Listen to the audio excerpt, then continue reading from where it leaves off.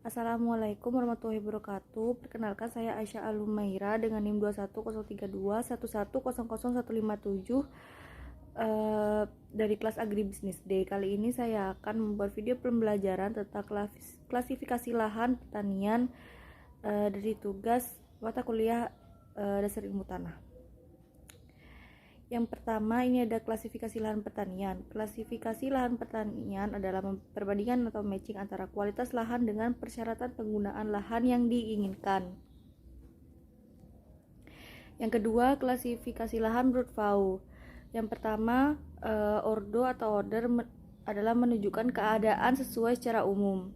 Yang kedua, kelas menunjukkan tingkat kesesuaian dalam ordo. Yang ketiga, ada subkelas menunjukkan keadaan tingkatan dalam kelas yang didasarkan pada jenis pembatas atau macam perbaikan yang diperlukan dalam kelas.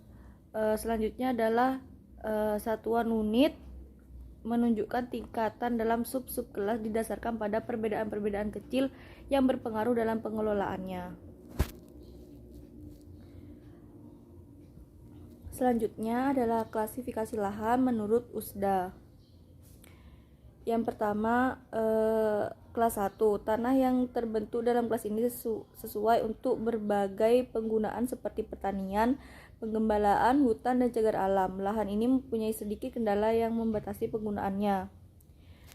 Yang kedua adalah kelas 2, tanah-tanah dalam kelas 2 ini mempunyai beberapa kendala yang mengurangi pilihan penggunaan atau memerlukan praktik atau konversi level sedang. Tanah dalam kelas ini membutuhkan pengolahan tanah secara hati-hati, termasuk tindakan konversi tanah yang mencegah kemerosotan tanah atau untuk meningkatkan hubungan air dan udara jika tanah digunakan untuk pertanian.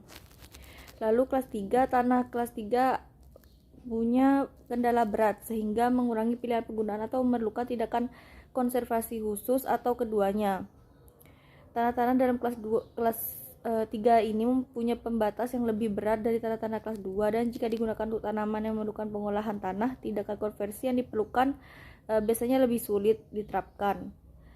Kelas 4, tanah pada kelas 4 mempunyai kendala yang berat sehingga membatasi pemilihan penggunaan atau memerlukan tindakan pengelolaan yang sangat hati-hati.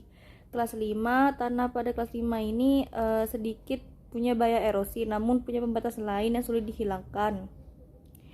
Terus kelas 6 memiliki penghambat yang berat sehingga tanah-tanah tidak sesuai untuk pertanian. Ini hanya terbatas untuk padang rumput, padang pengembalaan, hutan produksi, hutan lindung, dan cagar lindung. Yang ketujuh, tanah kelas 7 memiliki pembatasan yang berat sehingga tidak sesuai untuk pertanian dan penggunaan sangat terbatas untuk padang rumput, hutan produksi, dan suaka alam. Kelas 8, tanah kelas 8 mempunyai pembatas yang menghalangi penggunaan tanah ini untuk produksi tanaman secara komersil dan membatasi penggunaannya hanya untuk ekowisata dan suaka alam saja. Terima kasih.